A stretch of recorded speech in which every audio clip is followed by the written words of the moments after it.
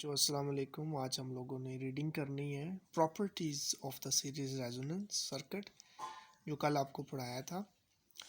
इसमें एक चीज़ का ध्यान रखें कि आपने ना बाकी रीडिंग आपने खुद करनी है। मैं सिर्फ प्रॉपर्टीज़ की रीडिंग कर देता हूँ। पहला पॉइंट ज़रा देखें। पहला पॉइंट ये है कि रेजोनेंस फ्रीक्वेंसी आपकी गिवन है उस फार्मूले से जो कल हमने प्रूव किया था, और आपको पता होगा कि इस फार्मूले में जो इम्पिडेंस थी वो कम हो गई थी, क्योंकि दोनों एक्सी और एक्सएल ने कैंसिल कर दिया था और इम्पिडेंस आपकी सिर्फ जो है ना वो रेजिस्टिव रह गई थी, यानी रेजिस्टेंस उसमें सिर्फ रह गया था। तो दूसरा पॉइंट यही है, यहाँ तक देखें।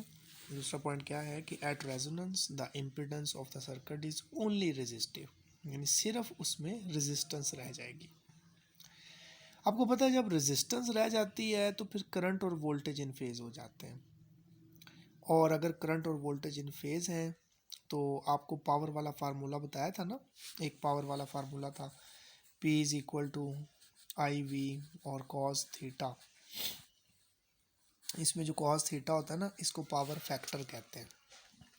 अगर आप इसमें वैल्यू लगा दें ज़ीरो, क्योंकि इन फेज़ जब आप कहते हैं ना चीज़ें, यानी वोल्टेज की और करंट की जब आपकी वैल्यू डायरेक्शन सेम हो जाएगी रेजिस्टेंस वाले केस में, तो फिर आपका एंगल तो ज़ीरो आएगा ना। और जब ज़ीरो एंगल आएगा तो वो यहाँ कॉस की जगह पे लगाएंगे ना, कॉस थीटा में सिर्फ बात कर रहा हूँ। कॉस ज़ीरो जब लगाएं तो वन हो जाएगा, यानी कॉस ज़ीरो यहाँ पर लगाओगे तो वन हो जाएगा, तो इसका मतलब है पावर फैक्टर वन हो जाएगा।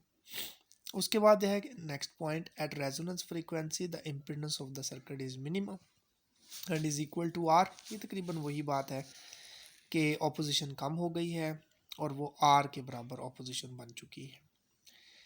उसके बाद नेक्स्ट आ जाता है point, if the amplitude of the source voltage is constant then the current is maximum at the resonance frequency. क्योंकि आपका पता है कि जब इम्पीडेंस कम हो जाएगी तो करंट आपका मैक्सिमम हो जाएगा।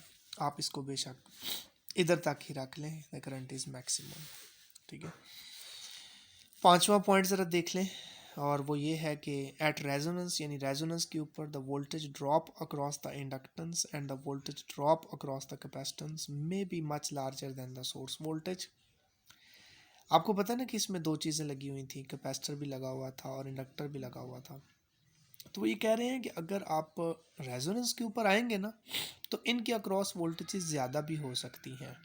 वो इसलिए क्योंकि आपका जो एसी, अगर मैं एसी फ़र्ज़ किया वोल्टेज बनाऊं, ये मेरी एसी वोल्टेज है, तो अब एसी वोल्टेज आपको पता है ना सिफ़र भी हो जाती है। ये देखो, ये जो जगह मैं बना रहा हूँ यहाँ पे एसी वोल्टेज सिफ़र है, लेकिन उस दौरान कैपेसिटर और इंडक्टर जो होंगे ना उनकी वोल्टेज सिफ़र नहीं होगी, क्योंकि वो ना एनर्जी स्टोर कर लेते हैं।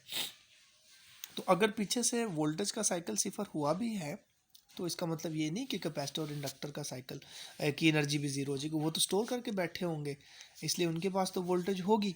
तो ये लाइन असल में उसके साथ कनेक्टेड है कि भाई वोल्टेज ड्रॉप उनका जो होगा उनको मिल रहा होगा और सोर्स का ख़त्म हो जाएगा, इसलिए उनकी वोल्टेज ड्रॉप ज़्यादा हो सकती है।